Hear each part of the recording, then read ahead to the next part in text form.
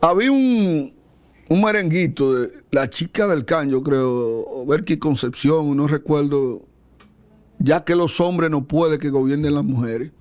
Hay muchas presidentes ya, poco a poco la mujer ha venido gobernando distintos países, pero realmente, y en México ahora mismo hay una presidenta que tiene un temple muy sosegado, y es la continuidad de ANLO, el presidente anterior, y de repente no hacen una gestión tan exuberante como uno, con el fracaso de los hombres, uno esperaría. Tú tienes la historia de la humanidad a Margaret Thatcher, la dama de hierro. En Inglaterra tiene a Angela Merkel. En Alemania también. Y en Latinoamérica tiene 2 o 3 casos también que se dan. Pero hay una figura que no va a elecciones, pero con el éxito de su pareja matrimonial, de repente le cae por ósmosis una preeminencia dentro de la estructura estatal de gobierno, y tiene que ver con la primera dama, y ese papel ha ido evolucionando significativamente, y de repente tú te encuentras que en el presupuesto existe una partida que está muy por encima de determinados ministerios, claro, en donde se le asignan a las actividades que realiza la primera dama. Hay una discusión con esto, si eso debería ser así, y si determinadas actividades o iniciativas que pueden estar ubicadas en un determinado ministerio, departamento, dirección general, de repente se le agrupan a la primera dama, y indirectamente es un presupuesto que le corresponde al propio presidente, diría uno, porque al final la primera dama tendría que hacer lo que en equipo matrimonial determine el líder, que viene siendo el presidente. Pero ha ocurrido en los últimos tiempos, en estos días, se han evidenciado varios eventos que uno sabe que en la intimidad de la relación pueden surgir, pero que en público tú no lo puedes ver. Es el caso de la primera dama de Francia, que ha escenificado una serie de eventos que, como líder de la nación francesa, queda muy mal parado lo que es el presidente, pero que también pone de manifiesto la violencia que puede haber desde la mujer hacia el hombre, de la cual no se habla tanto. Pero esta mujer llega hasta un punto que uno podría interpretar que realmente la presidenta es ella y no es él. Nosotros sabemos de la diferencia de edad que hay, sí, y conocemos de la historia, del contexto en que ellos también se enamoran. Y a nivel de teoría conspirativa y de especulación, cuando esta relación sale, uno podría decir, bueno, la mujer de poder de repente es ella. Y como ha sucedido en muchas parejas presidenciales, que uno ve a la mujer y le ve el carácter y las manifestaciones no verbales, tú dices, no, pero aquí quien lleva la batuta es ella. Hay una teoría con respecto a los generales y a los militares de alto mando, que en la casa quien el rango lo lleva realmente es la mujer. Entonces, en función de eso, ¿cuál debería ser el límite de la primera dama? ¿Se le da demasiado poder o sencillamente debería ella circunscribirse a ser una acompañante del hombre, del presidente, y que ella se dedique a crearle un ambiente hogareño donde todo ese estrés que coge el presidente, donde todas esas malquerencias que recibe, esas críticas que recibe, esa presión que tiene, él encuentre un reducto o un lugar donde pueda canalizarlo? Y si la mujer, la primera dama, también está en los mismos afanes, por eso es que al final termina el presidente teniendo su amante por un lado y ella teniéndolo por otro. Ahí hay varias películas que lo presentan así. una serie muy popular Escándalo, llame la serie. no, Scandal no, es donde el tipo finalmente, el actor principal terminó siendo un acosador y ahí mismo la serie tuvo que Terminar. sí, cuando me acuerdo el nombre te lo digo. No el de la Pero esa es la mejor serie que te ejemplifica cómo la primera dama hacia afuera está en el proyecto del tipo, es una mujer de poder, pero hacia adentro hay un caos en la relación. Noel. No el de la Rosa. Noel de la Rosa, mira. Lo primero que debemos nosotros resaltar ante esta situación es que el concepto de primera dama está mal usado, porque es discriminatorio en relación a las demás mujeres del contexto y del mundo. Pero no está O sea, mal. no hay primera dama porque no hay primer damo y no hay primer presidente. El presidente de la República, electo democráticamente, es un funcionario público que en determinadas circunstancias de su vida, el colectivo le da a través del voto o a través de cómo las leyes han estipulado el poder para que gobierne la sociedad que le toca en su momento. Sí, de la nación. De la nación. Gobierne la nación. Pero el Estado. dirige el Estado. Eso que escúchame bien, ni siquiera es nunca por el 100% de los votantes. O sea, cualquier presidente en el mundo sube con una porción de los votos. Por lo tanto, inclusive hay presidentes que han llegado a ser legales pero no legítimos, porque es tan pírrico los votos con los que ganan en función de quizá de, por ejemplo, un país que se abstiene un 60% de ir a votar, cualquiera que gane no es legítimo. ¿Tú crees que Entonces, después de la primera, después de Balaguer y después que ganó Leonel Fernández la primera vez, de ahí en adelante tú crees que la mayoría de los presidentes no son legítimos, aunque sean legales? No. Porque no o son ganan legítimos. comprando conciencia o sencillamente con un alto índice de abstención. No, es la proporción, porque es la proporción, pero ese tema no. Balaguer tenía, algunos mandatos fueron ilegítimos de Balaguer. Por supuesto que sí, hasta se acusó de fraude, ¿cómo que no? Hasta fraude, Balaguer cometió fraude y su entorno cometió fraude en las elecciones. Pero en el caso, Balaguer los partidos opositores después se los legitimizaran o que patalearan después, con las acciones que tomaban se los legitimizaban. Los partidos opositores juegan el mismo juego y están esperando que les toque. Pero en el caso de la primera dama, que así que se le dice a la persona que acompaña al presidente, algunos presidentes no la han tenido, Castro no la tuvo y algunos presidentes no tienen primera dama. Balaguer no tuvo primera dama. Pero Castro fue un dictador. Pero tuvo, hermano, pero dirigió un país. Sí. Lo cierto es que una persona que por azar de la vida amanece siendo parte del engranaje presidencial de un pueblo, no puede creer que fue electa. O sea, ningún pueblo elige primera dama, salvo en el caso donde ha ocurrido que se le puede poner en la boleta como vicepresidenta. Por ejemplo, me parece que en Nicaragua, puedo equivocarme, que la mujer de Ortega ¿Y es la vicepresidenta? es la vicepresidenta. Entonces aquí... Daniel Ortega. Sí. De acuerdo o no de acuerdo, la gente fue y votó por ella como vicepresidenta. Da la casualidad que ella también es la mujer del presidente. Cosa que no se ve del todo bien. Margarita no fue vicepresidenta de Leonel. Fue de Danilo Medina. No, vámonos aquí. Aquí. Si tú quieres, vamos a trabajarlo aquí. El caso de las primeras damas aquí. Bueno, tuvimos... Mundialmente, ¿cuáles primeras damas son reconocidas? La primera fue en los Estados Unidos de Joe Washington, por ejemplo. Sí, pero famosa la de Roosevelt. Eleanor Roosevelt. Sí, famosísima. De Franklin Delano Roosevelt. Famosísima, sí. Uno de los mejores presidentes de los Estados Unidos. En Estados Unidos tú puedes resaltar a ella, puedes resaltar una tremenda dama como fue Hillary Clinton.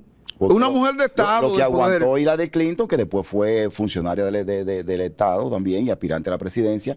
Tú tienes a Michelle Obama. Una mujer de poder. Debuta con el primer presidente negro. Tú tienes a esta muchacha que estuvo al lado del asesinado. Jacqueline Kennedy. Jacqueline Kennedy, asesinado. Que después se convirtió en neonazis. Tú bajas para Sudamérica y tienes a Evita Perón. En Argentina. Que fue tremenda en cuanto a cómo apoyó el gobierno. De hecho, hoy se conoce más a Evita Perón en el mundo que a Juan Domingo. A Juan Domingo Perón. Pero lo cierto es que las primeras damas comienzan a involucrarse en el asunto de Estado. Comienzan a involucrarse en asuntos de Estado de manera sutil, pero en República Dominicana, llegamos al momento que se creó un despacho con una estructura física, o sea, instalaciones físicas, inclusive fuera del palacio, para una primera dama. Esa primera dama manejó un presupuesto millonario, manejó miles de empleados a nivel nacional y se fue abrogando, como tú planteabas en el introito, se fue abrogando funciones que deben hacerle a los ministerios. Tú estás hablando de Margarita Cedeño de Fernández. En el caso, puede ser Margarita Cedeño de Fernández, que actuó muy bien. Tenemos una primera dama que dejó como herencia al CONANI, que fue la esposa de Guzmán Fernández. Pero tenemos una primera dama en este momento ahora que está más dedicada a cosas... La de Guzmán Fernández fue René de Clan, ¿verdad? Que fue muy popular. Fue muy popular. Y tenía, digamos, un perfil, una personalidad, una empatía. Era una mujer de mucha... Tremenda. De mucha sensibilidad. Pero hay una primera dama que fue la primera dama que parece ser que fue la esposa de Jorge Blanco, que parece que entra en el perfil que tú anotabas. Era una persona que era el poder detrás del poder en muchos casos. Pero no sonaba mucho ella. No sonaba mucho, pero esto es un rumor, que cuando la matanza del 84, la matanza que murieron casi quién sabe cuántas cientos de personas en un día, ella quiso estar presente en la reunión del Estado Mayor y el presidente y los militares pidieron que saliera. Tú dices cuando la poblada en República Dominicana, cuando en Fondo Monetario Internacional, tú dices... Sí, pero ¿por qué tú le llamas poblado? Por el asesinato de dominicanos que ocurrió. Está bien, no. La consecuencia fue para mí la expresión más genuina, verdaderamente, de un descontento en la historia de la República Dominicana, fue eso. Ahí no hubo articuladores, ni hubo nada. Ahí fue una expresión genuina del pueblo. Hubo exceso de la fuerza. Pero obviamente que sí, obviamente que sí. Investigado, eso no se estableció. Porque el presidente habló después de ahí, dándole su total respaldo a la acción de los organismos represivos del Estado. Pero en el caso de la primera dama, quiero reiterarte que no tienen una función legal para administrar inclusive fondos públicos. La Carta Magna no establece una estructura, no establece un presupuesto, una serie de actividades, no establece. No, la primera dama es la mujer del presidente. ¿Y ya? Sí. ¿No es un reduccionismo eso de tu parte? No, es la mujer del presidente, que tiene que cuidar del presidente, que tiene que cuidar de la más familia. Icónica de aquí de República Dominicana, la más icónica de toda la historia. Yo creo que... Porque cuando Trujillo por eso te dije con Trujillo necesitaba primera dama. Esos autócratas no admiten que nadie le haga... Nadie. Además, con Trujillo el problema de ejercer de primera dama era bien difícil, por la característica de Trujillo, por las parejas de Trujillo, por las circunstancias en que se manejaba Trujillo y el control que tenía y su estilo particular. Balaguer no tuvo primera dama, pero tuvo hermanas que hicieron el papel de la primera dama. Emma, por ejemplo, Emma con la Cruzada de Amor. Con la Cruzada de Amor. Con la Cruzada de Amor, a Emma se le recuerda en los sectores populares por sus programas asistenciales. Esa era la hermanita querida de Juan. Él era muy familiar. Él era muy sentimental a nivel de su familia. Sí. Y hay una fotografía por ahí, una imagen, cuando él está postrado en el cadáver, frente al cadáver de su hermana, compungido como nunca se le había visto. Porque Balaguer se cuenta, y él mismo lo cuenta en su biografía, creo que se titula Yo y mi condiscípulo. Yo y mi condiscípulo, donde Balaguer habla de su infancia y de cómo él era el varón. O sea, Balaguer era el varón de un sistema femenino. Balaguer en ese libro pues, presenta al Balaguer humano que nadie ha querido conocer. Ya. A ti tú te emocionas cuando hablamos de Balaguer. No, espérate, no me acuses de que estoy sesgado por la admiración al gran estadista. Es tu derecho. Pero Balaguer hace cosas ahí, revelaciones importantes sobre su vida, y una de ellas es cómo fue su crianza rodeado de faldas. Sí. De hecho, algunos entienden que eso afeminó un poquito a Balaguer. Sí, lo afeminó un poco. Ahí en ese texto es que tú puedes descubrir por qué Balaguer fue lo que fue. La formalidad que tenía Balaguer desde pequeño hasta el punto de que se iba con los amiguitos al río, con su sombrero, su saco y su corbata, y los otros, y plantea como Balaguer con una tirapiedra que él tenía y cazó a una ave, no me acuerdo el nombre ahora, y luego de que la vio caer, él sintió esa empatía y esa culpa por haberlo hecho. Pero luego te digo, Balaguer era demasiado sabio. Él construyó ahí el imaginario que él quería. Pero no se dio una primera dama, no se dio una mujer. No le dio al país primera dama, pero tuvo la suerte de que sus hermanas hicieron el papel de primera dama. Pero ¿quién en República Dominicana es que empieza mostrando una primera dama?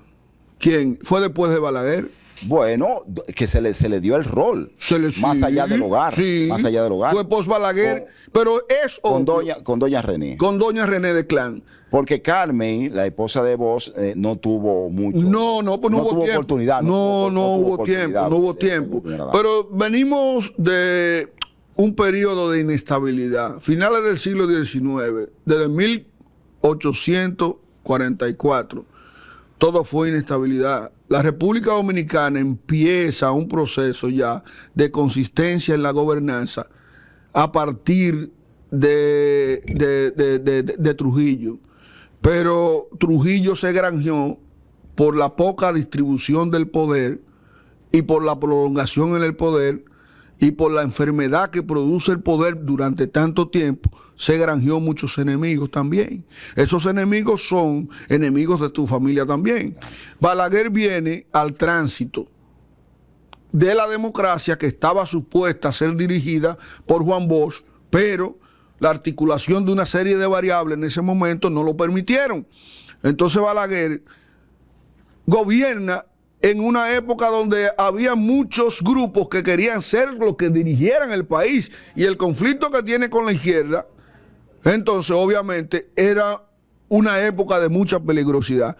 Me luce que esa desapetencia de Balaguer presentar una familia, de tener una familia más allá de sus hermanas, tienen que ver con el momento que se estaba experimentando. Yo creo que más de ahí, porque Balaguer plantea que Balaguer tuvo parejas. Exacto, eso es lo que te digo. Lo que no consideró que esa pareja debieron elevarse a la categoría, por ejemplo, de familia formal de la época. Pero ¿era porque él era un insensible? ¿Era porque él no necesitaba familia?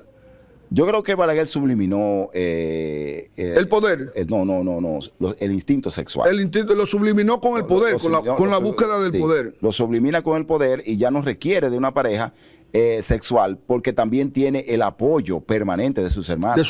Que hacen la veces de hermana, de madre, y lo tienen en el entorno, se ocupan de todo, de su familia, se ocupan de la compra, de su alimentación, de todo. O sea, Balaguer tuvo un cerco familiar importante durante gran parte de su vida. Que no experimentó la necesidad entonces de buscar esa ausencia de la madre. De esa mujer madre, porque tú sabes que la pareja tiene gran parte de madre, ¿no? Sí. En todo esto del cuidado, ¿no? Entonces Balaguer no sintió esa necesidad porque Balaguer se casó con el poder.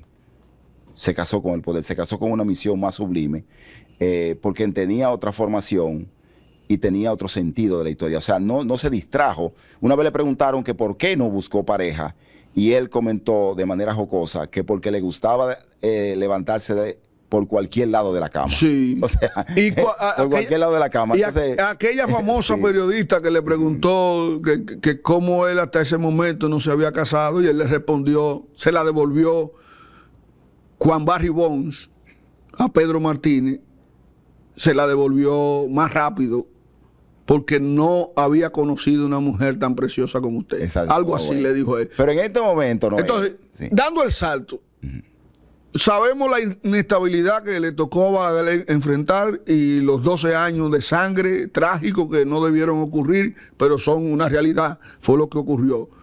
Luego viene una intermitencia en el poder de Balaguer y viene Antonio Guzmán, que fue en el 78, ¿cierto? Sí, 78. En el 78. 4 años. No, 78. Inicio del desmonte del post-trujillismo. Sí.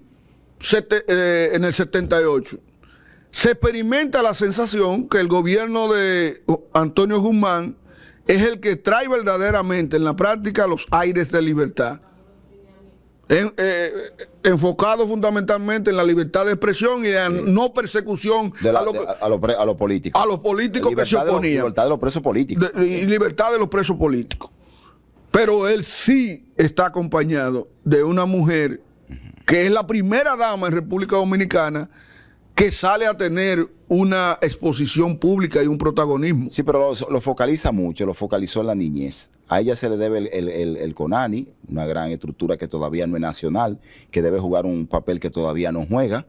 Perdió su esencia, ha perdido su esencia. Yo creo que no tiene capacidad, no se le ha apoyado. Vamos a decir, una de las cosas que hacen los gobiernos es que no apoyan las iniciativas del otro gobierno. Por ejemplo, y le crean una paralela. Tú tienes este gobierno que ha ido desmantelando poco a poco la asistencia en el camino. Sí. Que era una de las estrellas de Gonzalo Castillo. No. Para mí, la única iniciativa que yo he visto que ha arrancado un problema de raíz en República Dominicana y que lo resolvió fue la asistencia vial con la guardia que creó especializada Gonzalo Castillo. Sí, y tiene otra cosa también, que está el CONANI, pero entonces otro gobierno te inventa las estancias infantiles. O sea, que te van creando... Y ahí están los CAIPI ahora. Sí, están los CAIPI, pero que también no van desarrollándose en la velocidad que se requiere y que requiere la sociedad para apoyar a los hogares que tienen que dejar a sus hijos al cuido. Pero también tú tienes después de que ella hace ese gran aporte en la niñez, viene entonces Jorge Blanco. Sí. Con una primera dama. Doña Cela. Sí. Doña Cela Amera de Jorge. Sí, muy importante. Yo recuerdo que a ella se le deben iniciativas importantes como comenzar a combatir la prostitución, porque la prostitución era una entidad que estaba inclusive consensuada, porque había lugares específicos donde estaban delimitados los cabarets. Pero también aquí ocurría cada vez el secuestro de niñas, secuestraban niñas para venderla en los cabarets. Los cabarets tenían probotes y tipos que no dejaban que las mujeres salieran. Entonces comenzó porque su hermano fue secretario de Salud Pública, un epidemiólogo importante, y se comenzaron algunos proyectos sociales, pero recuerda que el gobierno de Jorge Blanco enfrentó muchas crisis sociales. Claro que ahí sí. no tuvo oportunidad se vio, una primera dama de brillar como debió brillar. Claro, se vio, digamos, manchado, entorpecido por esa... Mira, hasta la persecución y todo eso, el encarcelamiento. Sí. De alguna manera hizo cosas que tradicionalmente el PRD venía atacando y que le daba la razón de ser al PRD. Entonces tuviste que volvió Balaguer. Entonces vuelve Balaguer. Nos dimos 10 años más sin primera dama. Sin primera dama. Ajá. Entonces, 1996, luego de los 2 años del recorte del periodo por el conflicto que hubo con Peña Gómez y los acuerdos, aquel famoso acuerdo con Peña Gómez y el PRD, viene entonces Leonel Fernández. La asistente de él termina siendo entonces... Que venía siendo directiva del Indotel. Ella comenzó desde el Indotel como empleada en ese proyecto público y de ahí pasa a ser parte de la familia presidencial. Todavía ahí no se habían casado todavía. No. Pero ella realmente, Margarita Cedeño de Fernández, Margarita Cedeño hasta ese momento, tenía méritos, tenía luces. Realmente ella no era una asistente, lleva papeles y ese tipo de cosas. No, es una persona altísimamente formada, con grandes valores personales y lo demostró todas las veces. Pero su preparación, ella es doctora también, doctora no, abogada. Sí, tiene formación amplísima. Tiene una buena formación. Sí, claro, y se le recuerda en todas partes por su labor de asistencia, por su compromiso con lo más necesitado y con impulsar proyectos importantes social. ¿Puede decirse que Margarita fue un antes y un después en la figura de la primera dama? No, claro, porque con Margarita se excedió la figura de la primera dama, porque se le creó toda una estructura paralela a otros organismos del Estado, se le entregó fondos estatales que estaban en la partida nacional, y se le dio un poder importante, como desde el Poder Ejecutivo se crea el despacho de la primera dama. Ahí es decir, que como tiene, una institución, ahí es que tiene origen, ya, como en una estructura. Como ya. una estructura, Una se le crea una estructura independiente que tú ni sabes cuándo se van a ver como familia, porque se ocupó de tantos problemas nacionales que uno no se imagina qué tiempo tenían para la labor de familia. Ahí aplicó en esa relación primera dama presidente, la familia por otro lado, aplicó la controversial expresión de Molina, el pastor Ezequiel Molina, de que detrás de una mujer exitosa hay un matrimonio, una familia destruida. ¿Tú crees que se aplicó ahí? Bueno, tú sabes que lo que ocurrió con los gobiernos, los intereses y los conflictos y la demanda que tuvo el gobierno y los propios intereses que se van derivando de que tu esposa tenga un cargo a tiempo completo y un cargo nacional a tiempo completo. O realmente fue una primera dama buscada, fue inventada, fue... Tú sabes que está la teoría de que la nación, el pueblo, el país, la sociedad, la cultura, te exige que el presidente tenga... hay como una especie de público que tú vas a atraer con el hecho de presentar tu pareja, una figura, por los países conservadores como los de nosotros. Entonces Leonel Fernández, su primer mandato, gran parte de su primer mandato, no recuerdo bien ahora, no tuvo primera dama. No. Entonces, se la fabricaron, fue una estrategia política, una necesidad. ¿O realmente tú entiendes que había amor ahí, había saoco? No, yo creo que se forma una familia en torno a los sentimientos. Natural, fue una familia natural en torno a los sentimientos. Porque hay una hija. Sí, claro, esa es la principal expresión de que hay algún tipo de sentimiento. Pero lo cierto es que eso devino en conflicto. ¿Por qué? Porque, como tú has anotado, el ejercicio del poder desde el despacho de la primera dama, de alguna manera fue engendrando la percepción de que también se tenía derecho y se podía construir un proyecto político. Llegó un momento en que la percepción que se generó, los comentarios, los medios de comunicación, era que había una rivalidad ya entre ellos dos, hasta ese punto. Bueno, recuerda que ella se queda ya no como primera dama, sino que se queda como vicepresidenta de la República. Ahora como vicepresidenta de la República sí está revestida constitucionalmente. ¿Fue un error darle tanto poder a Leonel Fernández a Margarita? No, yo no creo. Yo creo que Margarita se lo ganó. Se lo ganó. Se lo ganó porque... Sí, pero no deja de ser un error. Tu adversario merezca lo que merezca, al final tú no puedes fortalecerlo. No, pero bueno, es que quién sabe en qué momento estaban las relaciones cuando ya Margarita decide. Yo creo que Margarita dijo una expresión muy, muy importante cuando vino la desavenencia entre Danilo Medina y Leonel Fernández. Dijo públicamente: mis sentimientos están con mi marido, pero mi lealtad está con el presidente de la República. Eso es lapidario. Oye, pero eso es claro de una persona que contemple. Una frase bella, pero no debe tener un sustrato tenebroso. Bueno, pero la frase tenebrosa de Margarita Fernández. Sí, pero que cualquier Margarita Cedeño de Fernández. Sí, pero cualquier Esa es la frase tenebrosa. Claro. Muy bonita, muy bien. Muy estética, muy estilizada, la oratoria, la retórica. Coño, pero ¿qué engendraba eso? La espalda al esposo que tú dices que tus sentimientos están con él. Eso en psicología no rima. Bueno, en psicología no rima que yo te ame a ti y vote en contra tuya. Sí, pero si tú tienes sentido de la historia, tú sabes lo que tienes que hacer en el momento. Ah, no, eso sí. Pero vamos a estar claros. ¿Por qué Hillary Clinton le aguantó lo que aguantó y salió y defendió a su esposo? Lo apoyó. Eso no tiene madre. Hillary Clinton aguantó sentido de la historia y de la proyección a futuro. Sí, exacto. Y eso la catapultó como una mujer de temple. Claro que sí. Apoyó a la familia, apoyó al marido, ganaron las elecciones y ella estuvo a punto de ganar la presidencia de los Estados Unidos si no hubiese sido por inadvertencia de seguridad. Dos primeras damas entonces que bajaron el flow. La de Danilo, Cándida, ¿cómo que se llama? Cándida Medina. Cándida Medina, tremenda dama, sí. Y ahora doña Raquel Albaje. Sí, Cándida siguió apoyando a la niñez. Candy siguió apoyando a la niñez, hizo un excelentísimo trabajo y dejó un legado.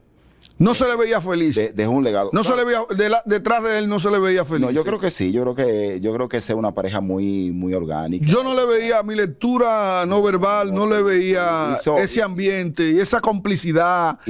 Hizo el papel. Recuerda que hay muchas cosas que no se ven en una pareja, pero hizo una familia, se mantiene esa familia, dejó un legado.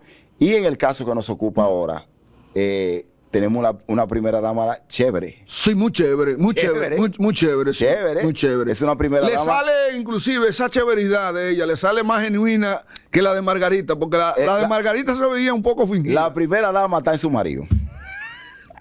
La de ahora. ¿Tú estás seguro? Sí. La primera dama está en su marido, está en estar a la altura de su marido, a la altura de las circunstancias, sin crear proyectos de sombra, sin generar proyectos de que le digan al oído, usted puede ser presidente. Ahí es la esto. vicepresidenta que está. No, que rivaliza con. No. La primera dama. La mujer de poder. Tiene una familia muy bonita, una familia muy unida. Sí. Da muestra en público de mucha compenetración. No le ocurre eso, por ejemplo, a Trump y su compañera, o a Macron y su compañera, que hasta en público se le ve la de Putin no se ve por ningún lado. No, es que es otra cosa. Esa tiene que estar en su casa, haciendo la cosa que tiene que hacer.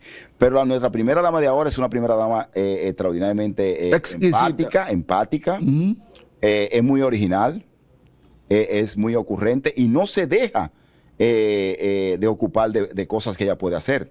El top 5, entonces, para que cerremos. Top 5 de las primeras damas. Sí. La primera dama, René Clan de Guzmán. Esa es la 1. O la 5. Esa es la número 1. La número 1. Después, ¿cuál le sigue? Yo pondría como segunda primera dama, definitivamente, a Margarita Cedeño. Margarita Cedeño. Tercera. En tercer lugar estaría Candy Montilla, creo que era de Medina. Ajá. En cuarto estaría, evidentemente, Arbaje. Y en quinto estaría la esposa de Guzmán, de Jorge Blanco. Oh, pues que son esas. Además son esas. Bien, sí. Señores, Doble Moral, se termina esta conversación haciéndole un tributo a la primera dama y un reconocimiento a esa figura que en República Dominicana se usa y en muchos países se usa, pero en un país y en otro es más visible. ¿Hasta dónde debe ser el límite de la primera dama? ¿Realmente la primera dama abandona su casa, los oficios de su casa, lavar, planchar, fregar, para irse a atender cosas de Estado? Nos vemos en una próxima entrega de Doble Moral, donde llegamos a la esencia más allá de la apariencia.